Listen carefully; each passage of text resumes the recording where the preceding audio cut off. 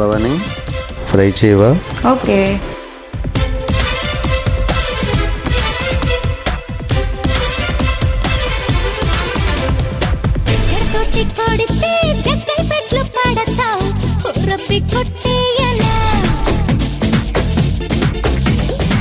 కుడి కన్ను కొడితే కాకినాడలో పాడతావు, ఒల్లమ్మి కొట్టేయన్న. నువ్వు నన్ను కొట్టినా నేను నిన్ను కొట్టినా ఆ ఒట్టి కొట్టేది మనమే కదా.